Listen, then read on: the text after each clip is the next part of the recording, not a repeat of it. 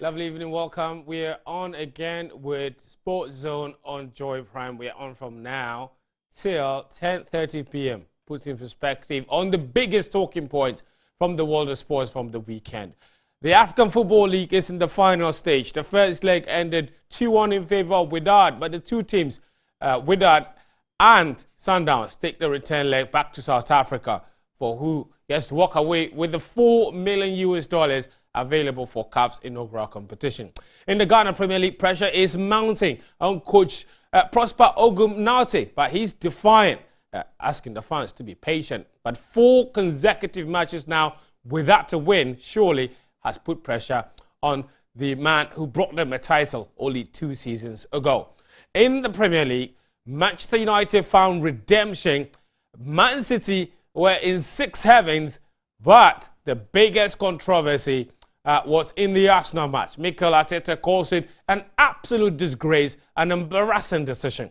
But were they giving a raw deal in that defeat to Newcastle United? We will discuss that.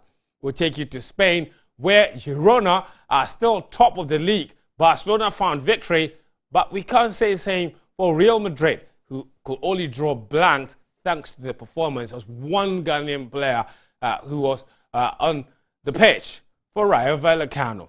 In Italy, last-minute winner for Romelu Lukaku and AS Roma. We will put perspective on the Serie A matches for you here on the show, as well as look ahead to the Champions League games coming up on Tuesday and on Wednesday night. The Oracle has been consulting the oracles, all right? It's one oracle consulting other oracles for some of the best permutations you can get as far as the predictions are concerned. So do stick around.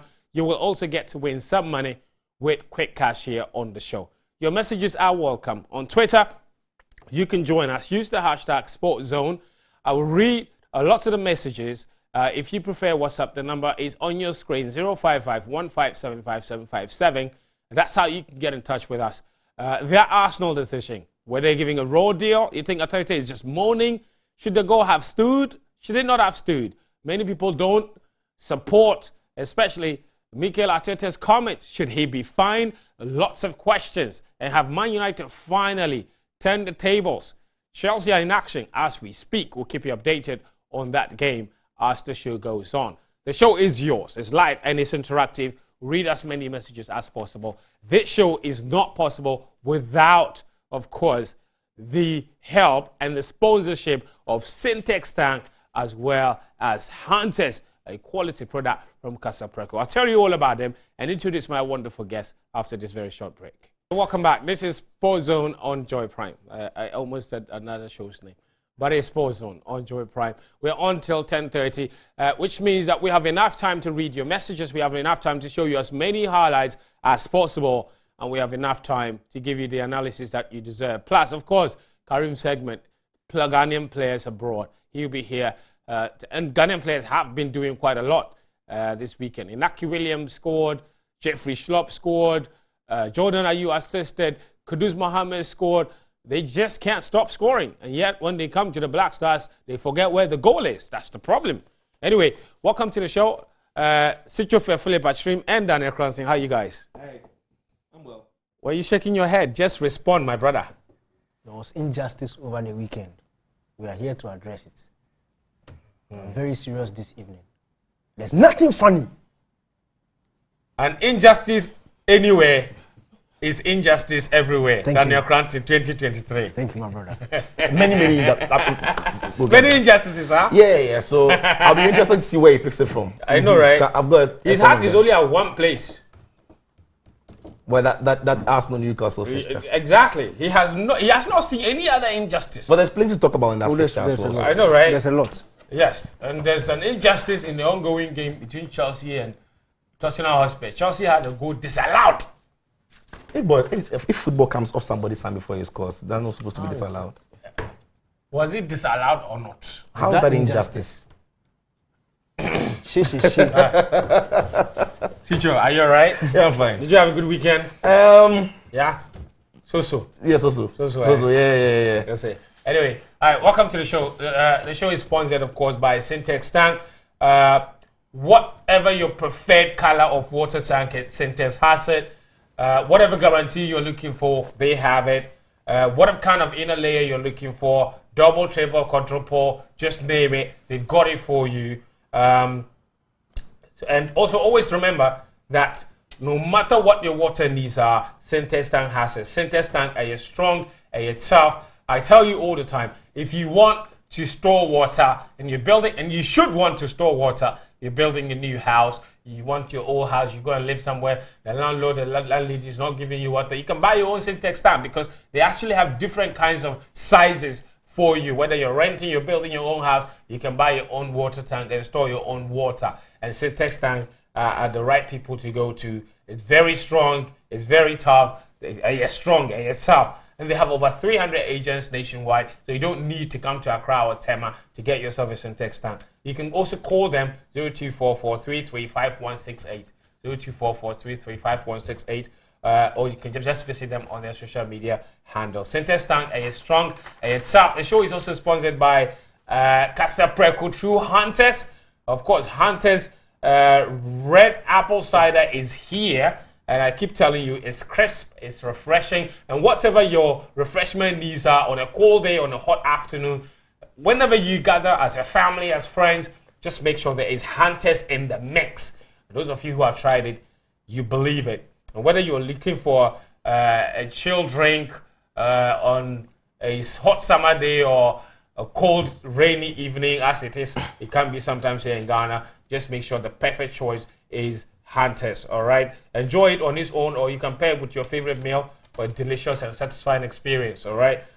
Experience the true taste of real apples in every sip with the Hunters Red Apple Cider. Hunters Red Apple Cider, it's got real apples. It's another quality product from Casa Preco. And for bulk purchase, you can call them on 0262 351251. 0262 351261 if you want, 1251, sorry, if you want to buy in bulk purchase. All right, guys, there's a lot to talk about this weekend. Your messages are welcome. The number is on the screen. If you prefer Twitter, the hashtag is SportsZone. Let's keep it moving without wasting any much time. Let's go to Wydad, okay? Casablanca. We're going to Morocco. That's where Wydad Casablanca took on Mamelodi Sundowns in the first leg, in the final first leg of the African Football League. All right, they won by 2-1. Take a look. As Mamelodi Sundowns face the heat of the Stade Mohammed V, can either side take an advantage to Pretoria?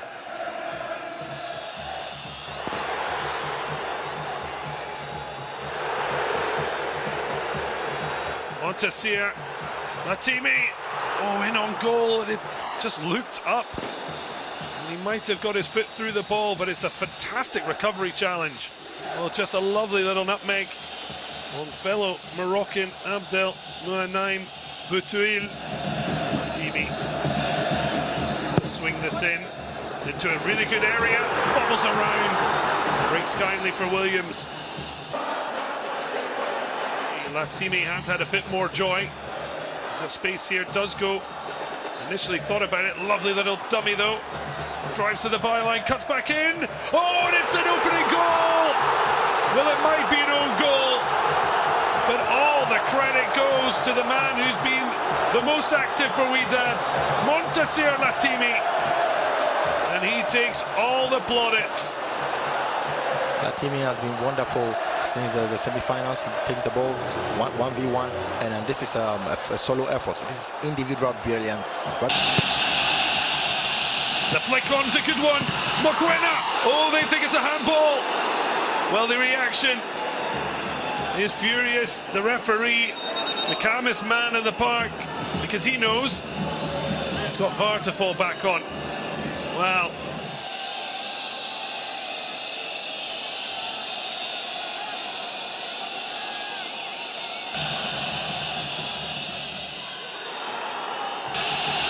against El Moti. Oh, he got a big hand, but it's not enough. And Boutouil take a lead. If they could get it, Allende, that's not a great header out. Struck in. Oh, it's ended in the net. Well, that's It's incredible. He was sent on as someone to stabilise. What a fabulous strike. So they lead by 2-1.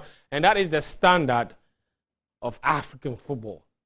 You watch that every single week and you ask yourself, and we'll show you the Ghana Premier League in a minute, and you ask yourself whether we live on the same continent. It's unbelievable. Wydad do have a 2-1 lead. The return leg is on Sunday at 1 p.m. It's live here on Joy Prime. And, you know, I want to believe Sicho in particular is going for Wydad to lose this one. You think that Mamelodi Sundowns have the capacity to overturn it? Because the away goal rule works and they just need to win by a goal to nil. Yeah. Listen, the performance they showed in that game away at Wydad was massive. Not many clubs have Apparently, that was his first defeat in CAF competitions since the whole of this season. Yeah. And I mean, Wydad, not too many teams are going to travel to Morocco and play as well as Sundowns did. You know, and I thought they were unlucky. The second goal, the first goal obviously was an own goal. The second goal that eventually won for Wydad was also, if you like, a goalkeeping error. I thought Williams could have done a lot better with it. But overall quality of the game was massive. And normally when Wydad play at home, they carve out many chances. We didn't see a lot of that happening in this fixture. Sundowns knew what they wanted to do, make it compact, keep it tight, make it difficult for them to break down. But at home, I think that they would have just maybe enough to go and see the game out. But that would be very close. Because looking at a Wydad team that are also not under pressure to go and find the goals. Sundowns now have to take the game to them. And one thing that we know about this Wydad side is that they're also great on the counter. They've got some pace about them. They have some individuals who are brilliant in the side. So it throws the final of the finale into a huge, if you like, spectacle of many unpredictability. So I'm looking forward to it, boys, for it. What a competition it's been. What a competition. The inaugural competition, it only featured the best of the best of the best. And now we are seeing a final that is absolutely worthy and is so tantalizingly poised for the second leg. Yeah, I think Wydad will make the final. I think they'll win the competition. You think so? They would go to South Africa and win it? They don't need to go to South Africa and win the game. They need to go to South Africa and get a result. And I think they are more than capable of doing that. Look, this competition is about fine margins. In as much as they need not to lose. Yeah, that's all. In as much as you feel that teams should get the sort of overwhelming advantage at home, it's the best of the best who are playing. Every game is going to be tight. We saw it in the quarterfinals. We saw it in the semi-finals. Look at the early game. Very difficult for them, both legs against Simba. Very difficult for them when they faced Sundown. So we know games will be very tight and it's fine margins. And for me, for Wydad to respond the way they did, just after Sundowns had pulled it back to 1-1, just shows you the championship caliber of this team. They know how to get it done. And once they get that lead going into South Africa, I think they are in a very good place because they defend very well. This Wydad team defends very well. And the good thing is that when they go to South Africa, they don't have to take the initiative early on. Sundowns will have to come. And as Sicho has said, they have some crazy pace in the attack that can punish Sundowns on the counter. So for me, I think Wydad will win. I think they are by far the best team on the continent. I don't know how they didn't win the CAF Champions League, but this will prove to me that they are the best team on the continent. Interesting. What about you? Who are you picking? You think Wydad have it in them to go to South Africa and get a result, win the championship? It's $4 million at stake. That's a lot of money for a lot of these clubs. The ones that are nowhere close to winning this trophy or nowhere close to getting $4 million are the clubs that play in the Ghana Premier League. Kumasi Asante Kotoko hosted Dreams FC. Dreams have been one of the poorest teams in the league. They went to Kotoko and dared to dream, and they got the result. An amazing free kick from Issa was all they needed to bury Kotoko and condemn them to a second consecutive defeat and 4 matches without a win.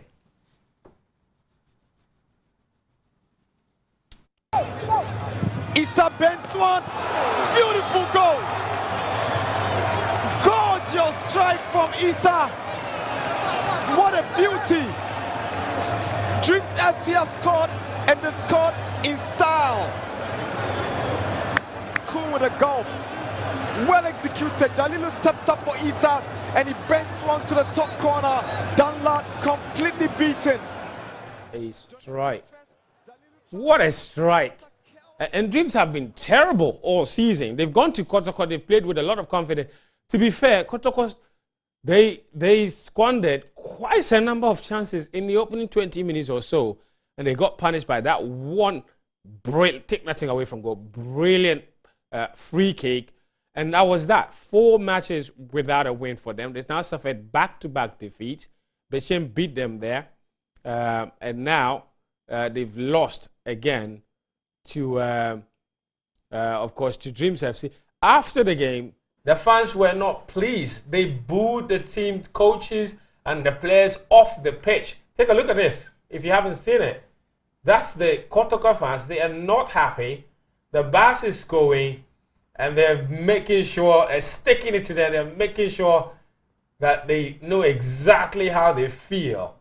And they're running after the bus just to boo them more. That is why I think that the way the bus is branded helps the team, because you can't make eye contact with the fans. That's right. You can't see them, but because it's difficult. And you can understand the fans. When they turn up to the stadium to watch the club, they expect that a club like Kotoko will produce a lot better. And again, when you look at the goal that Kotoko conceded, many question marks about it. I don't know if we can see that free kick again, but the goalkeeping. But now let's bring it back. The free kick. The most ridiculous thing is the wall.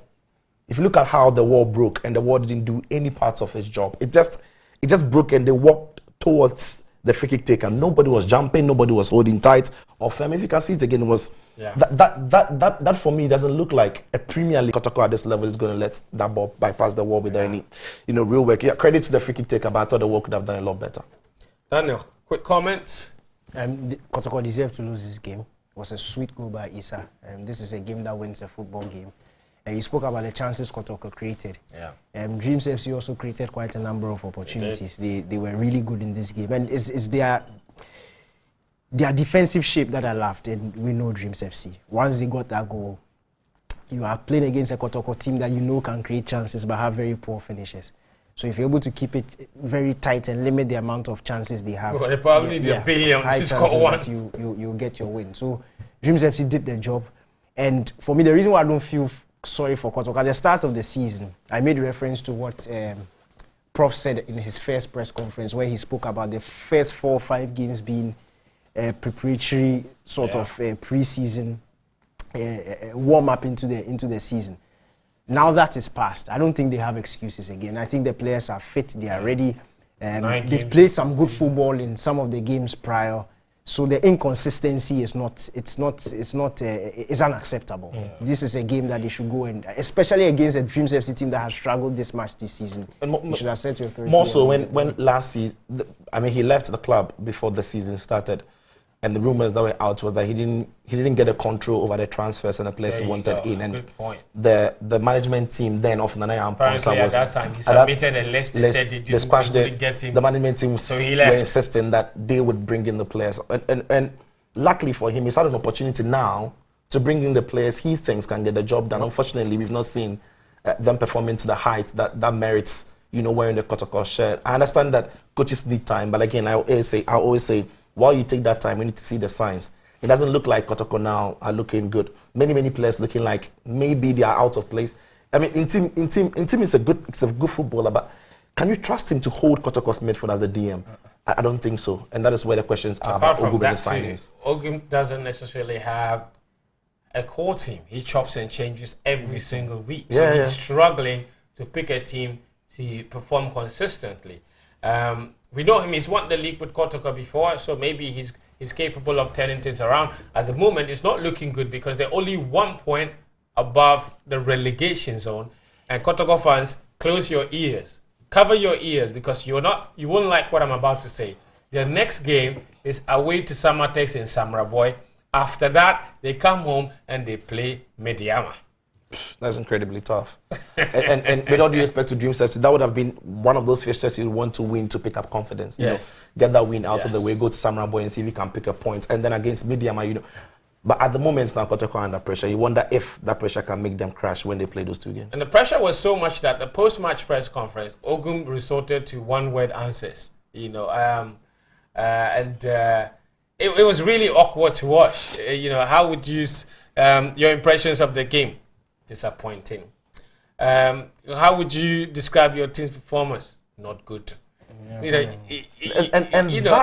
for Ogum raises. I mean, I've been lucky enough. It tells you that he's very frustrated. So I've gone to him for post-match interviews during my time with broadcasters, and he's the most vocal and the more interactive coach you see on the scene, because he likes to explain how he lost or how he won or how the game went. So for him to pop up at the press conference and not look like him being interested in having that conversation quite clearly tells you he's feeling the pressure. All right. Anyway. Let's move it on. It's still 1-1 in the game between Chelsea and Tottenham Hotspur. Spurs have another man sent off, so it's 9 against 11 now. My producer is just telling me. So you are smiling. Why are you smiling? I'm giving information. And you are smiling. But you said who was sent off? Doji. Destiny Doji. The second yellow. You got the first yellow card in the first half. He got sent off. He should have been sent off. Could have been a red card, actually. Yeah. Thank you. So justice served, at least for once this weekend. There's still a game to be won, though. But it's still 1-1. Chelsea needs to score. Anyway, Kosovo, they won. They scored some 3 wonderful goals against Mediama, and Issa Hamza. He only lasted 45 minutes because he was going to the toilet too many times in midweek. This week he scored again, the equalizer against Karela United to give them a 1-1 draw. That's now 4 goals for him in his last 3 games, and he's only 21, the product of Araras. Take a look.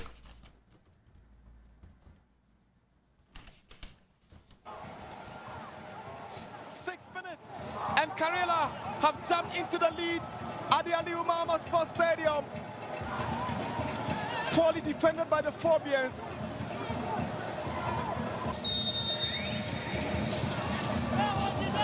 Salif Ibrahim with an in-swinger, and that's the equalizer. The Phobians have equalized. Hamza Issa with his 4th goal of the season. Beautiful delivery from lovely whip on the ball from Salif Ibrahim, and easy does it. Hamza Issa equalizes for the Phobians. From Esibe, and Subontin turns it out for a corner. Good save from Ayi. How did Subontin miss from this range? Bashiru, but not a positive one. Karela nearly handing out some of the second goal into the occasion. Now onto the path of Owusu-Boakye again. Chance for Karela. Owusu-Boakye goes down in the box. It's a penalty. Penalty against Asabok. Adomakuredi steps forward. And Richmond Ayi saves. Richmond Ayi has saved the penalty for the Phobians. Taken.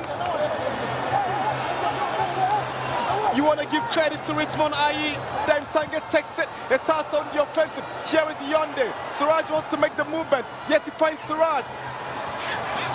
Siraj goes down as a foul. Here is Hamza. He's got the pace. Hamza goes down. An appeal for penalty. Referee says no way, no penalty. Karela won. All right, so 1-1 it ended. Switch was the penalty. I'm not sure what Adumako was thinking there. Yeah, trying to do Jorginho style, the escape the Jorginho has he not stopped? And even he, after that mess at the Euros and following the qualifiers to the World Cup against Switzerland, even he has rethought that style. Even Bruno Fernandes, who used to has stopped. Everybody's not smashing it. Yeah, but Adumako wants to pick that one up. But credit to why he came under a lot of stake because when they played against BB and the goal star, the free kick that Apia McCarthy scored was down the middle. You're expecting the goalkeeper to have tipped it over. He fluffed it. And I expect that to, if you like, win a point for Hartlepool. But I thought Hartlepool they deserved the penalty in that game. There was a handball incident. They did. It's not in the highlights, unfortunately. But Hartlepool certainly deserved the penalty. The Sicho is absolutely right. It was a handball incident. They should have had a penalty. And I like Koopman's response to it. He said thinks they should have had a penalty, but he doesn't like to talk about referees a lot, so he's not going to focus on that incident for sure. But this is one team that isn't necessarily winning, but you can see what they're trying to do, no? Yeah, but if you focus on the referee, I'll focus on the referee. But this is a team that is struggling for goals. Yeah, they understand the fine margins of the Ghana Premier League. That would have been 3 points. And this game was that close. Both teams created enough opportunities to be able to win the game. When you build such a beautiful attack at the tail end of the game, you shoot a goal-bound effort, which is blocked by a hand that is not in the natural outstretched arm. Yeah, outstretched arm. It's a penalty because it gives Hearts an opportunity to get 3 points. We know how very competitive this league is. 3 more points for Hearts, they are in the top 4. Yeah. 3 less points, they are in the relegation zone. So it really makes a huge difference. And for me, I thought Koopman would be a bit more critical about that. We should see. I like when coaches speak out against these things because sometimes I think the referees are a bit too protective. They need the Something pressure. like this, and especially the explanation. I'm sure I'm sure we won't go on a break, but now I can find that on Twitter or somewhere. The explanation the referee was giving was too funny. No, absolutely, because the assistant referee might have flagged. I'm not too sure. I didn't see that angle on television. Obviously, I was there in the stadium, but the referee then had to run to the assistant referee to have a conversation. I think that's the referee was telling him he saw something, and the referee went to justify. The referee was defending that. Yeah, he saw it too, but the player had his hand behind him. But we're all looking at the footage, and the player has his hand stretched. Right. You know, that was a poor call by the ref. Let me show you the 4 results from this weekend in the Ghana Premier League, and I show you what it means for the table. I have my eyes on significant results. One game was played today. Great Olympics beat Instructor by 2-1. And the lights, they started the game at 4 p.m. By 5:30, the place was dark. There was no floodlights, all right? They wasted 25 minutes trying to turn the floodlights on. Eventually, it came on. Olympics ground out the result anyway. I'm very interested in this. Aduana Stars are top of the league after they went away to beat Heart of Lion. It's very disturbing because after 9 match weeks, Heart of Lions have still not won a single game in the Ghana Premier League. They only gained promotion to come into the league this season. Bofakwatano are back to winning ways. They beat Nations FC by 1-0. Midiama also beat Legon Cities 2-0. To add salt to injury, they were robbed on Wednesday night on their way back from a 3-0 defeat to Samatex. Then Midiama beat them at home 2-0. Legon Cities tweeted that Midiama didn't take their mental health into consideration.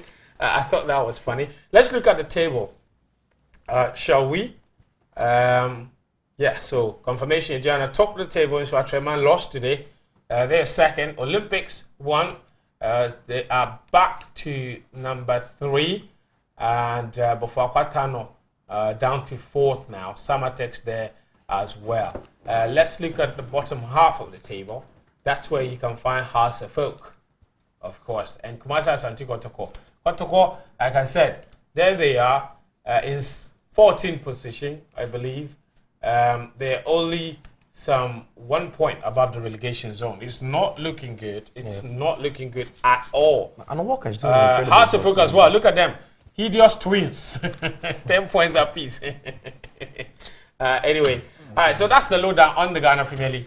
Ampem Dakwan ladies are in Cote d'Ivoire, involved in the CAF Women's Champions League. They played their first game today, this evening actually, against the defending champions, Asfar of Morocco. And they came from a goal down to beat them by 2-1. Take a look. Son ballon quand le pitch n'arrive perdu dans l'immédiat, c'est là où ça va être compliqué pour cette équipe. Si elle perd le ballon dans l'immédiat de la récupération et l'ouverture du score avec ce très bon ballon par-dessus la défense et Najat Badri qui s'est projeté à la limite du hors-jeu pour venir devancer Fatao et Chetou et ouvrir le score. Ça fait 1-0 pour l'Asfar, une équipe marocaine qui était dominatrice sans pour autant se procurer des occasions. La première réelle va aboutir par l'ouverture du score. Regardez, c'est un oubli défensif assez incroyable. Qui n'a pas mis la puissance, qui a simplement ajusté avec la petite célébration. Terrible! Une frappe fulgurante de Comfort Yeboah. Elle qui, on le disait, avait été élue meilleur espoir du championnat ghanéen en 2020-2021. Là, elle n'est plus au stade d'espoir. C'est une confirmation. La confirmation qu'il a une force de frappe terrible.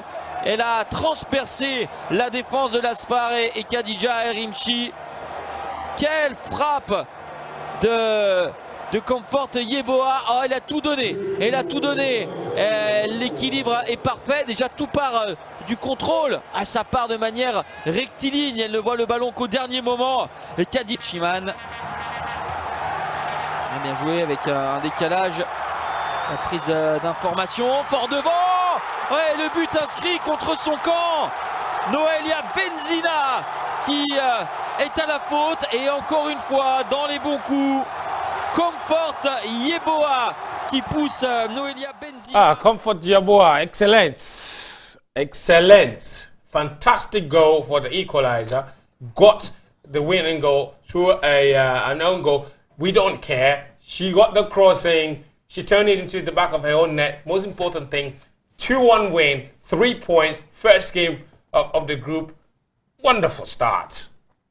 Sijo. Yeah, that's what you'll be asking for if you're the manager. You need to start well, especially when it's against the defending champions. It gives you an extra boost in your confidence. And also the narrative of the game came back from a goal down, equalized through a fabulous strike from Comfort. Then in the end, also something you have to force your own luck. When you see the way the build-up started, send the ball wide, Comfort was trying to put in a very decent cross, very, if you like, poor defending, but also can be difficult to defend.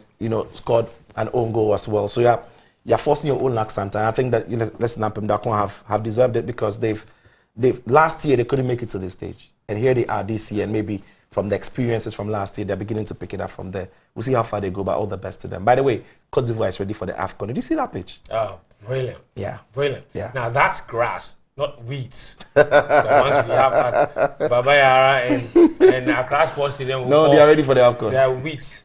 Anyway, let me read a couple of messages before we take a break. And then when we come back, we have Premier League action for you, and there's a lot to go through. We still have about an hour left on the show, so don't worry. All your content will be featured here. Hello, good evening. My name is Owusu Nelson Jr. watching you live inside Ahafugwa. So Joy Prime, you are the best in the world. My regards to my lovely wife, Mrs. Owusu Fortunate. Mrs. Fortunate, you are fortunate. You sport there. You sport there. You are fortunate. Sweet Mrs. Fortunate. I've got a message. Hi, Fentio. This is Sedu, aka Fernando Morientes. What a name. What a striker.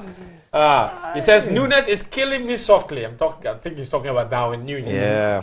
Looking at what he does makes me want to start training again. I can do way better. Chelsea, please finish the job for us. Tottenham are going down today. What's the latest in that game? Still 1-1, I believe. Let's move it on. We've got a viewer from Nigeria. Farouk says, I'm from Nigeria. What happened during the weekend between Arsenal and Newcastle United was pure daylight robbery and a slap to the English Premier League. Thank you for tuning in from all the way in Nigeria. This message is Kotoko and House of Folk are indeed twins. They both love being in the news. House standards have fallen. That's a message from Charity Anku. This message is from Martin Mamwe, enjoying the program and watching us all the way from the Zambia, right? Not this, Zambia. All right.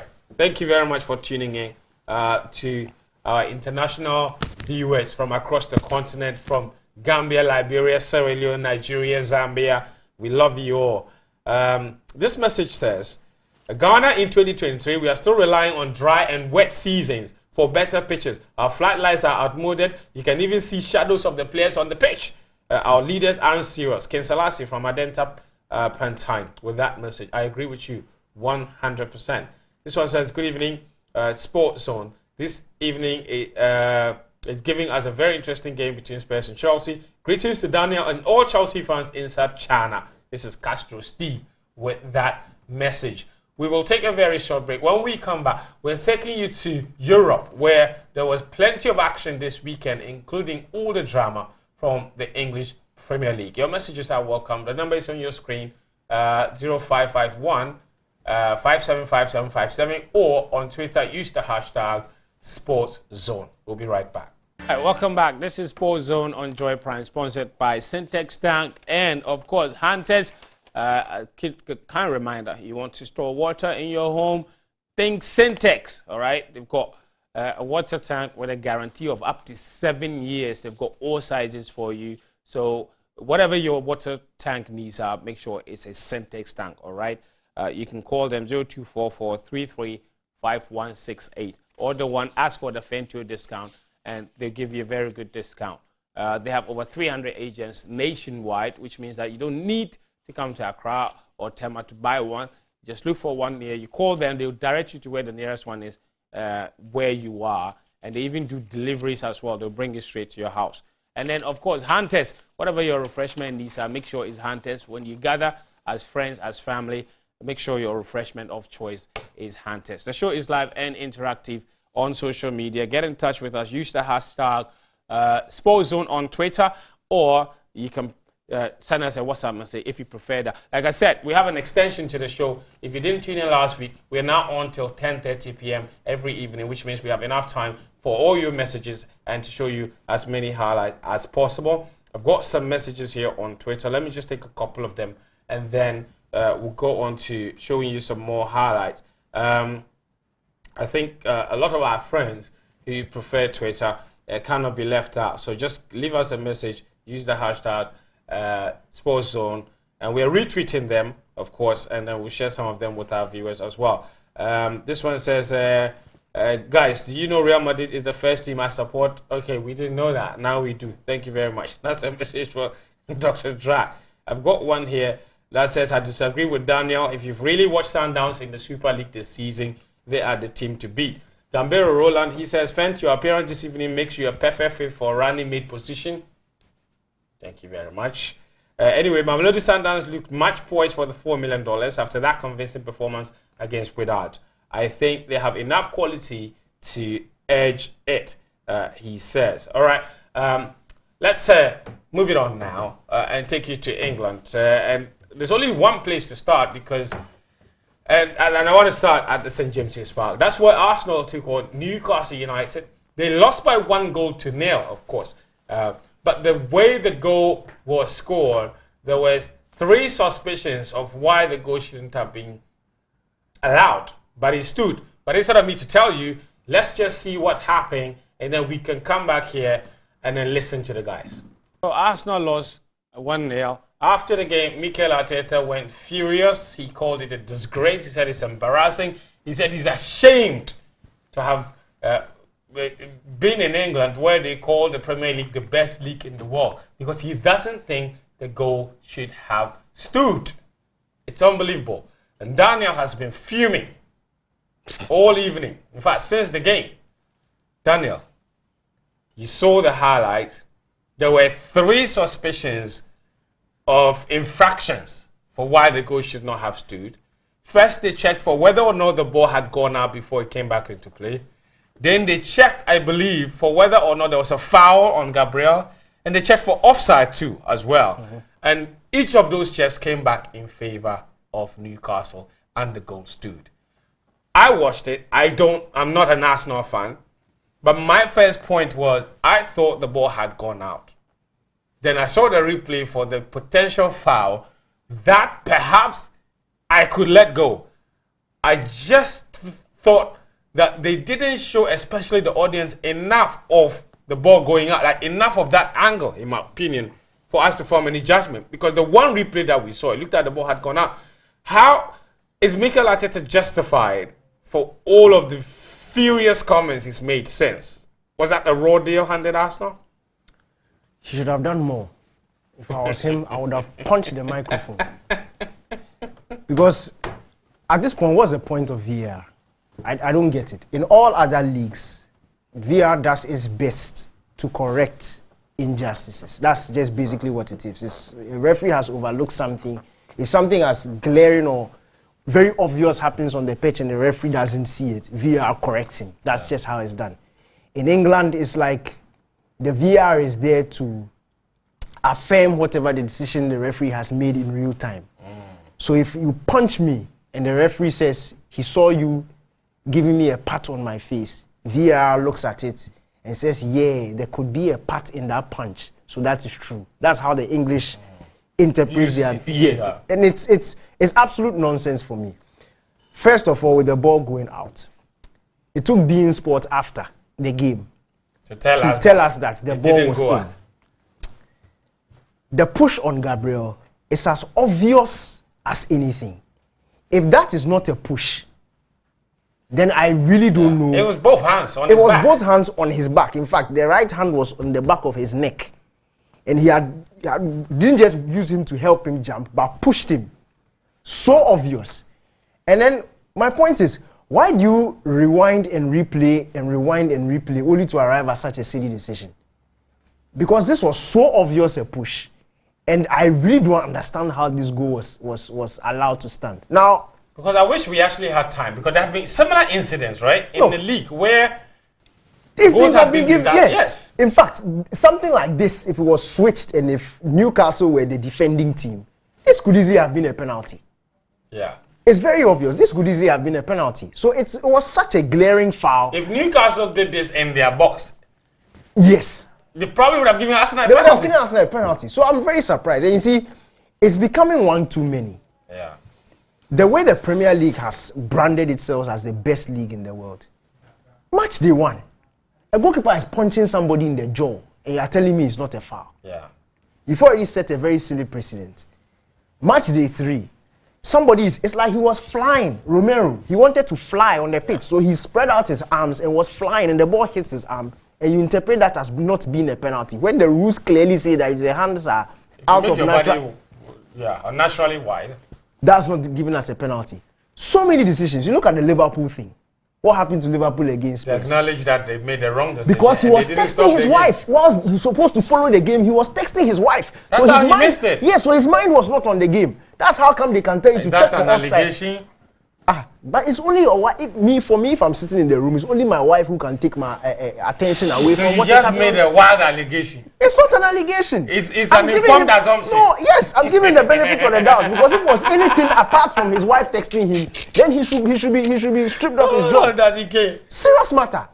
Now look at what has happened against us. You see, what annoys me is the lack of unity in this thing. We all know that the referees in the Premier League it's have so divided, Some people. Yet, when it happens to us now, everybody else is happy. Forgetting that next week somebody else will collect. Yeah. Actually, we said Klopp was moaning. That's what we said Including about Klopp. Arsenal fans who said Klopp was moaning. It's the too much. dishonesty also. It happened against Wolves on the opening day. Yeah, Ten Hag told all of us that was not a foul. He didn't think it was a foul.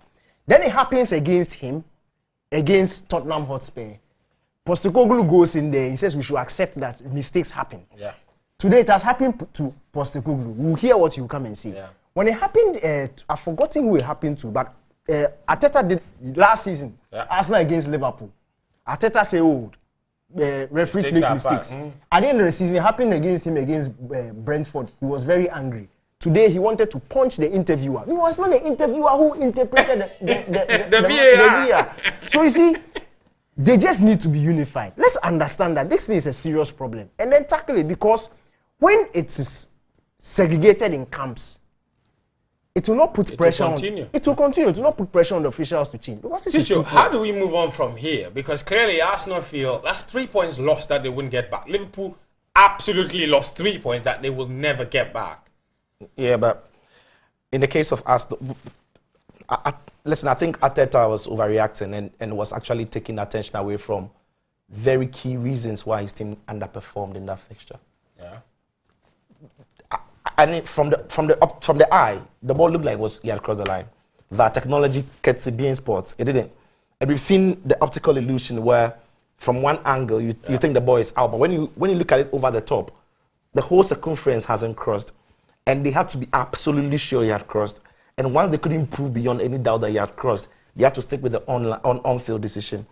The question of offside as well, from behind Joe Linton, there wasn't any angle or whatsoever they had that could tell the point in time Joe Linton had the touch in the position of Gordon. So they had to stick with the online decision. The question about foul, it could have been a foul. It's very subjective in that matter. I don't think it was a clear and obvious foul. Right? Football is a contact sport. No, but he pushed him to gain an advantage. If referee gives, no, had he not pushed him, Gabriel was winning that head. I don't think so. I think Gabriel lost the head, and that's what takes me to what Arteta must address.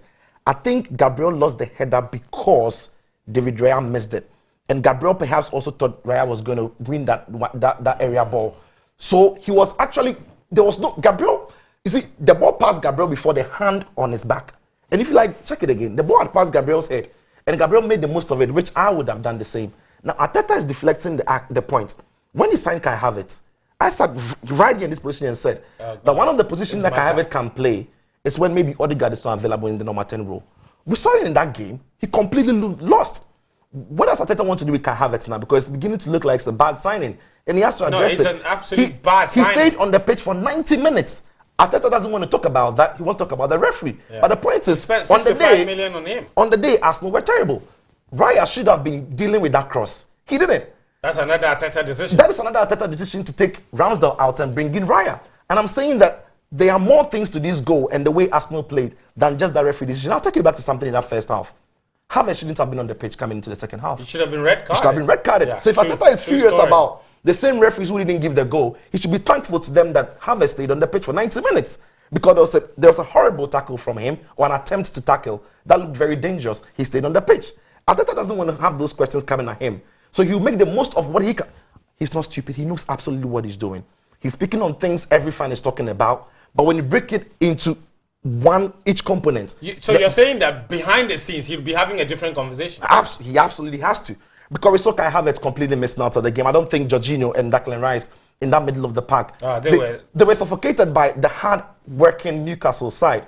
And Newcastle created better chances. Yeah, they were. They didn't dominate that fixture. No, to be fair, from my point of view, Daniel, I thought Newcastle worked harder. They were not going to score. Hang on a minute. But Newcastle looked like the team that wanted it more. Absolutely. And that's what I'm saying. How did they look like the team that wanted it? Unless you didn't watch the game. Anthony Gordon. They were more aggressive. They were more aggressive. There were few chances in this game. There were few chances in this game. This is a winning team bias. No. Daniel, hang on a minute. This is a winning team bias. The point is, Jorginho is not any younger, right? Declan Rice was decent in the game. Tomiyasu trying to come into midfield, and at times it worked. It didn't quite work at times because Newcastle, that team, have got a lot of energy. And Newcastle, we're not going to go all out trying to attack Arsenal. They were going to wait for some of these moments, right? You see, when they made that change to bring in Pistas, took off Callum Wilson, brought in Pistas, it was that one time that got Arsenal into the trouble that they got themselves into, getting Murphy in behind them, play the ball across the face. Arsenal did dominate the game, did they not? Look, with possession, and Newcastle were happy to let them have it. This is my point about winning team bias. This is very similar to the Arsenal-Man City game. Any team could have won that game. Yeah. Nobody was at their best. Arsenal didn't play well against Man City. Man City didn't play well against Arsenal. Arsenal didn't play well against Newcastle. And Arsenal wins, and Arsenal were brilliant. Man City were. This is exactly what happened. It's a game of two very good teams. It was a tactically balanced game. You were not going to see 10, 15 chances in that game. I agree. It was that. No, but I've not seen Newcastle dominated Arsenal. Yeah. No way. To say Arsenal were terrible, I don't agree. I don't say Arsenal were never going to carve open Newcastle. I didn't say Arsenal were terrible. It was that. No, he just says that Newcastle were better. I didn't say Arsenal were terrible. I'm saying Newcastle were better. I'm saying that minus that. That's fair. Okay, fence. The reason why I think going to lose the game. The reason I think Newcastle were better is when you've seen Arsenal play, we know absolutely what they want to do with the ball. Newcastle completely stopped them from doing that. And Newcastle couldn't do what they wanted to do. No, Newcastle were happy to do that. Anyway, because how many counter-attack opportunities? Okay, guys, what's the score between Chelsea and Spurs? Chelsea lead 2-1. Yeah, Nicolas Jackson, I think, got a goal. Nicolas Jackson. Dude, goodness me. Jackson has scored. You gotta be starting something. Chelsea lead by 2 goals to 1. Fence. And there's another thing about the Arsenal game, right? Yes. When the ball had gone to Chelsea lead 2-1. I'm not seeing the game. I can't speak to games. Okay, I'm not no seeing. problem. Back credit to Chelsea. Speak to Arteta. When the ball went out to Willock, and Willock won that ball. Which incident are you talking about? The goal. Yes. Do you look at the behavior of White and Jorginho? They stood in their box. When I can't understand why Arteta is so focused on the referee, because that goal could have been prevented without any. Ben White stood in his box.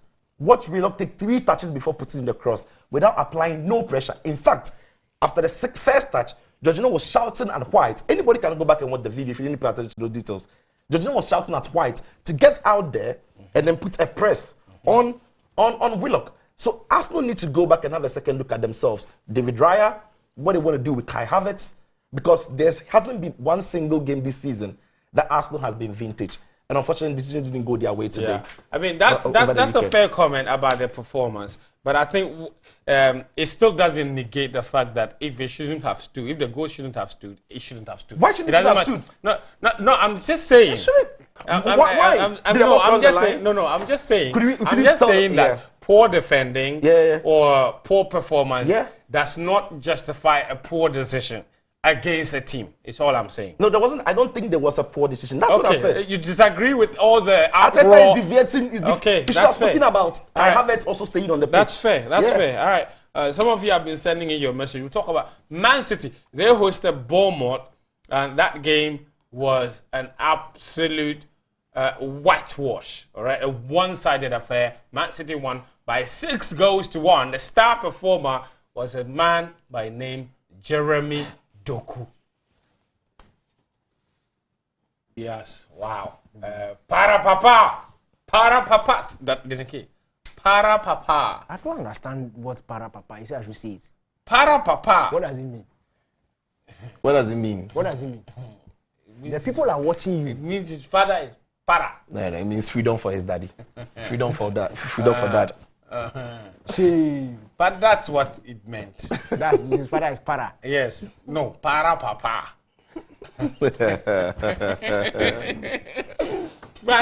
Chelsea lead by 3 goals to 1. Nicholas Jackson, you want to be starting something? You got to be starting something. You want to be starting something? You got to be starting something. Chelsea Football Club, what a team! This season, Chelsea held Liverpool 1-1. Played against Arsenal 2-2, huh? 2-2. 2-2. It's 4-1 now. Not sure who scored. And that. now they are beating Spurs, the league leaders, away at the Tottenham Hotspur Stadium. You be who?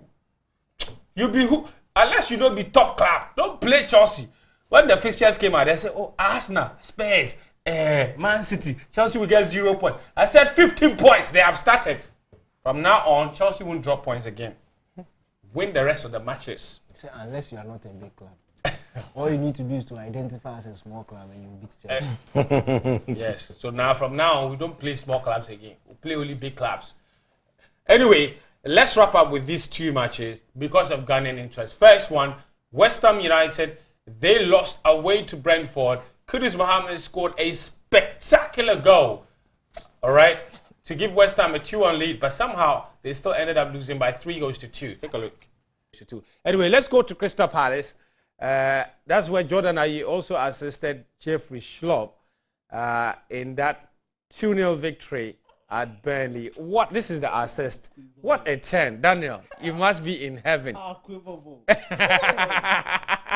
No. And this is typical Jordan Ayew. Hard work to win the ball back.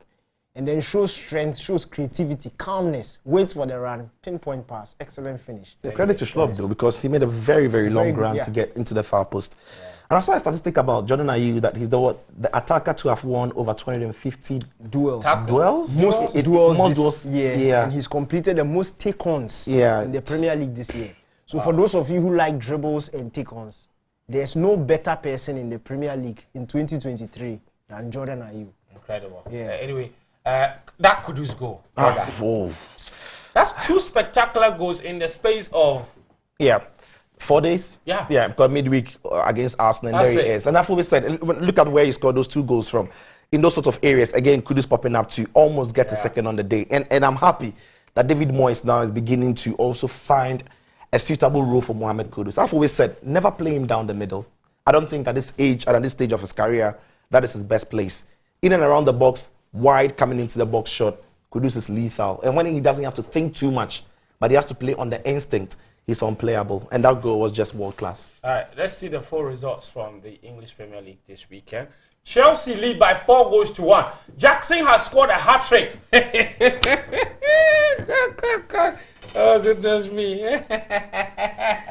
I don't care about the results. Chelsea, the only result I care about is Chelsea have beaten Tottenham Hotspur. Tottenham Hotspur and Chelsea have beaten Spurs 4 goals to 1. Nicholas Jackson, striker, we'll take a short break. When we come back, we'll talk more about Chelsea. And Karim is here with Ghanaian players abroad. And I've got more of your messages. Pause, and we are on the last leg of the show here. Karim has joined us with Ghanaian players abroad, and he'll be taking us through. Your messages are also here. I'll read some of them We've already spoken about some of the Ghanaian players. We told you what they did this weekend. But Karim has the full list. Karim, you're right. Good to see you. Jacket well buttoned. You are looking very nice. Thank you. All right, let's go through. One name stands out there for me, Abdul Momin. What a performance against Real Madrid. Well, there's no better place to start apart from him. I have coming from that goal he scored against Real Sociedad. When he's playing against Madrid, he doesn't need any motivation to play better football. Everything that comes his way, he was putting his body there. So he's made 12 clearances in the game. Then we start with Atizigi. He kept the post for St. Gallen. They played against Tad Lausanne, Uchi. He couldn't keep a clean sheet, but he's made 2 saves. Then we come to Schindler.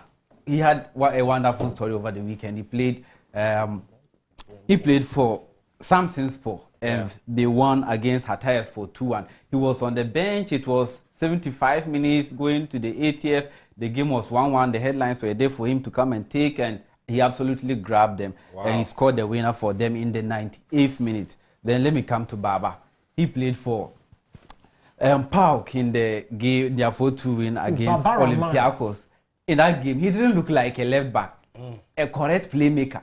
That can play as a number 10. He had a good game. He was doing tiki-taka in that game. He completed 4 dribbles, 4/4. Wow. He created 4 chances in that game, won 10 duels in that game, and won the most tackles as well, 3. Then let me come to Pierre Jumo. He played for Molenbeek. They drew 1-1 against Kortrijk, and in that game he completed the most. He won the most tackles in that game, 5. Then Shalop Jordan Ayuso assisted him to score the goal, the opener for Crystal Palace in their win over Burnley. Then another interesting story here. Augustin Boachi played for Wolfsberg. They won 4-0 against Austria Klagenfurt. In that game, he scored 2 goals and provided an assist. Then that's an interesting story there for him. He's having 4 goals this season and 3 assists in 12 games. Then Mohamed Kudus, Jordan, you've spoken about him. Then Iñaki Williams, he scored a special goal as well for him against Valencia. They won 3-2 in that game as well. He also won the most duels in that game, 8. His brother also scored in the game. Yes, but Nico Williams, who plays for Spain. He has forsaken us. We've also forsaken him. Yeah. Anyway, Karim, thank you very much. That was very crisp, very sharp. So the lowdown on the best performing Ghanaian players this weekend. Iñaki Williams and his brother, surely, like Karim said, they had a really wonderful game. We'll play their game for you. But let's go to Spain and take Barcelona, because Real Madrid ended 0-0, so there are no goals to show you in that match. But we can show you the match involving Barcelona, the one by 1-0. Araujo scored the winning goal there. Sicho, we can just talk through the game. Yeah. This wasn't one of those matches where, generally, Barca, they look like they're struggling this season compared to last season. Last season, they were cruising. This season, they're struggling to win games. Yeah, key players to what Xavi wants to do have been missing. Robert Lewandowski hasn't been fit. He couldn't even last 90 minutes in this fixture. There's no Frankie de Jong, and Pedri has barely played. But good news for Barca, he returned in this fixture. Yeah. So they've got Gundogan in midfield, they've got Romero, they've got Gavi, but it doesn't really give Xavi the kind of control he wants. You know, and Afro and Rafinha has also been injured at times. João Felix has always been, I've always seen him to be a player who can be cold, can be hot. So he's not really had the pool of players to play the way he wants to play. But when they are all fit, we know how he wants to play. And that's the difference with what Xavi wants to do. So I'm sure that's why they've been struggling to find rhythm so far this season. Listen, I have to ask this, Sicho. If I don't, I would kill myself. What is going on with Girona this season? It's inexplicable because nobody saw it coming. But when you've seen them play, it's just excellent. It's just the level of chemistry between the team, because they are playing textbook football at the minute, and they are working so hard for each other. I've seen Girona strikers dropping so deep to cover the left back because the left back overlapped to go and put in a cross, and the cross didn't go well. But it's a team that is playing for itself, and they've got at the moment players who are operating on the same wavelength. They are comfortable on the ball, and they've also shown that they've got character to crack through when teams are holding up against them. Like we saw somewhere last week, left it very late, to win it. I think last Friday, I left it very late to win it. But How long can it continue? Only time will tell, but I'm enjoying it. Yeah. Real Madrid, they drew blank this weekend. It's very rare. Jude Bellingham didn't score, and he's got a shoulder injury, which means that he might not even play in the Champions League in midweek, which is not looking very good. Daniel, I want you to touch on Inaki Williams. 5 goals already this season. He's still not scored for the Black Stars. It's unbelievable. Its goal scoring form, in fact, has improved at Athletic Bilbao this season. Yes, and it's still not working out for him. I don't blame him. I've not blamed strikers' inability to score in the Black Stars for a while because the team simply doesn't create opportunities. You lead unless Ghana had somebody like Harry Kane or Erling Haaland, where if you create 2 chances, you are sure that they'll score 1.5. You don't really blame strikers in this Black Star setting, so it's always going to be very difficult for him. But I think he'll find his feet. It is also a confidence thing. For strikers, the longer you go without scoring, it affects your confidence. I think for Iñaki, if he's able to get that 1 goal, we'll start seeing even much better performances, which don't necessarily translate into goals, and people will start appreciating the work he does on the field and not just simply judge him on the goals. In Italy, Roma, they left it late to win against Lecce by 2-1. Romelu Lukaku scored very late on. In fact, by the 90th minute, they were still trailing by a 1-0, and then they left it super late to win by 2-1. It's all coming together now for Roma. They're struggling to win, but they are winning. Yeah, they are struggling. They are struggling, and went ahead by Asmoon there to equalize and Lukaku to win it. I think that Jose Mourinho has got such a very good team this season that he has no excuse. He has to be performing a lot better than he is performing. But the thing is, some of these signings came in somewhat late, and so he's still now trying to find the right balance to the team. He's got the players, we see them, but when he puts them on the pitch, they seem not to be gelling, and he doesn't have too much time to make that work. Asamoah is brilliant, Osmoon is brilliant. You brought in Renato Sanchez, we know his quality, at least for the level of Roma. Paredes and midfield. Paredes coming through them before Dybala is fit again. I think that with time maybe we see them gelling a lot better, but at the moment they are just having to dig in deep and win games. Juve against Fiorentina, they got the result. Juve are more practical now. Yeah. It's almost like they're not as exciting as they used to be. They are, and it's very necessary. Yeah. It's very necessary. I think if you compare the squad of players they have to the squads that they've had in the past,